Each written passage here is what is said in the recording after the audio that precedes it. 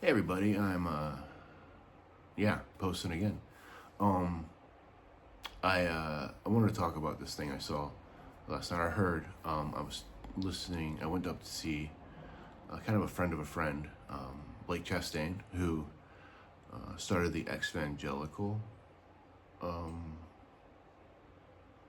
exvangelical hashtag and kind of is the leader of that movement. And he wrote a book called Exvangelicism and Beyond, and so we got to hear him read an excerpt of that. I also got to hear two other women, one a college professor, and one, like a memoir writer and stuff. So Blake's book, I have not read, and I'm not going to make comments on it because I don't know what's going on. But one thing they kept talking about is deconstructing oneself. Now, I feel like kind of a gatekeeper for the notion of deconstruction because I wrote a lot about Derrida and deconstruction and was aware of a deconstruction going on in Christianity rather than religious language. And that's what my dissertation was about. And also my first book, so Theology is Improvisation, using a musical metaphor to think theology. And so you don't have to buy it. It's really academic and it's really expensive. So, but that's what I kind of did in that. And I came to the conclusion that things fragment and you can't put them back together. And so you have to make sense of the things that are fragmented and stuff. And so that has a real,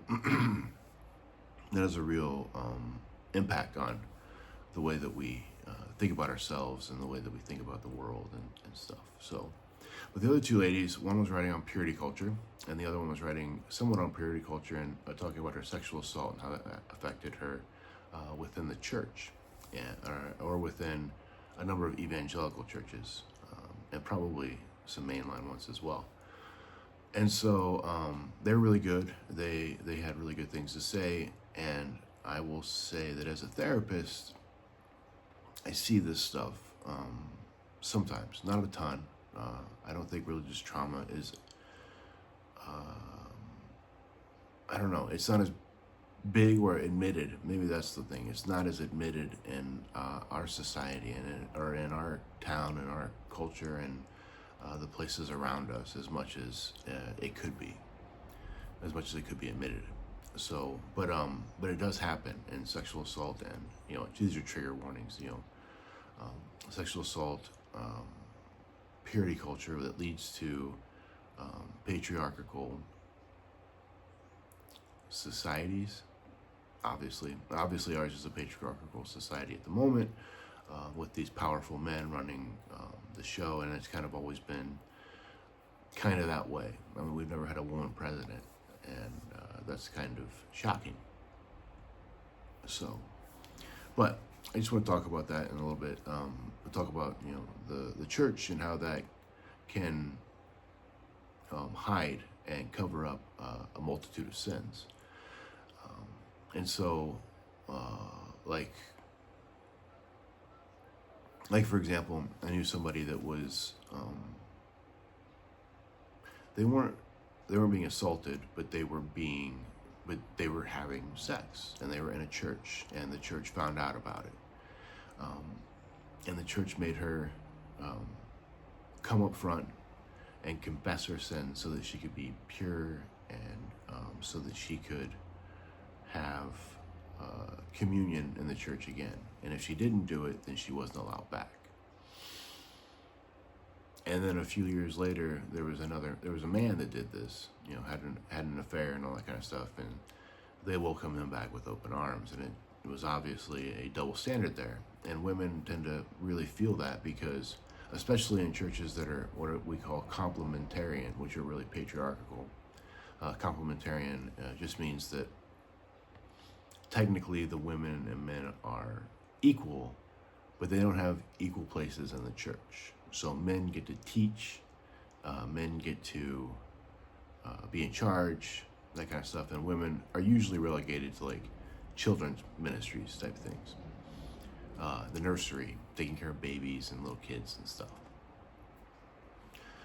And so obviously a double standard there. I have a client that was her entire childhood and teenage time was spent being abused, and not in the church, but just by people.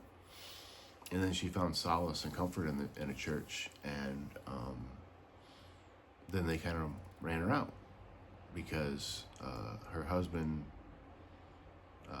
cheated on her multiple times, and she just couldn't do it anymore. So, and the church never, had a talk with him or had him come up in front or anything like that. He just skated by. And I think that's the real issue here, is that a lot of times women are not heard. They're not thought about. They're simply something, not even a person, that is put to the side, whose concerns are never fully accepted, fully heard, and usually they're talked over. Yeah, you're just a woman. Like, I had to go in front of the board of a church for something or other. Yeah, and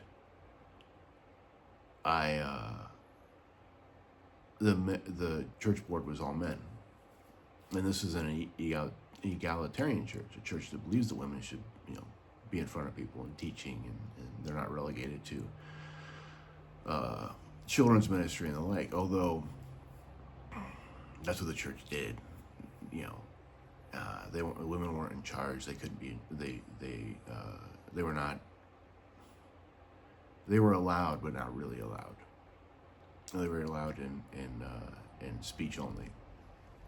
And so that's kind of the. So then you're dealing with, that's kind of like the issue at all, is that if the woman's not heard when she's not been assaulted or hurt or taken advantage of, well, how will she be heard? How would she possibly be heard when she suffers from the trauma of being sexually assaulted or being or whatever else? And then as a mental health therapist, like the depression and the PTSD and the anxiety that comes from that, and how do you start to rebuild somebody who's been torn down and beat up so bad? And that's a really difficult conversation. It's really and it takes a lot of time. So I guess I'm just kind of saying, like, this stuff is going on. If you need help, you should. There's a sexual assault hotline that I don't know at the moment. And if you're in crisis, you can text crisis to 741-741, and that's a crisis text line, and it can help you find resources and stuff. If not, email me and I'll help you find some resources and find that, or just message me on YouTube. But I really think that it's important to understand how our institutions, how they protect themselves by silencing people, and especially people that break the narrative that the church or the institution holds. So, a survivor is going to have to feel a survivor is not going to feel supported in most institutions and in most places. The last thing I want to say is that there are a lot of places that have coaches to get over church trauma or religious trauma. It seems to be a Christian thing, but I'm sure that there are Islamic and Jewish and Buddhist and Hindu and Shinto and Jain and everybody in between that have these, they have these people that are hurt and that they're trying to speak and they're not being able to. But it's necessary and important to hear them, to listen. And listen is a passive thing. Like, there are times that you listen actively, and you listen actively to somebody, but you're passive in how you respond.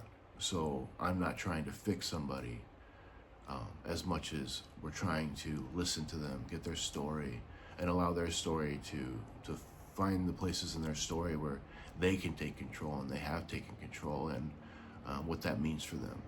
So anyway, that's kind of my deal today, and I will be back on hopefully this weekend or something. So if you have any comments or anything, leave them below, or subscribe. I'm supposed to say that, I'm supposed to say that. So, all right, we'll talk to you later.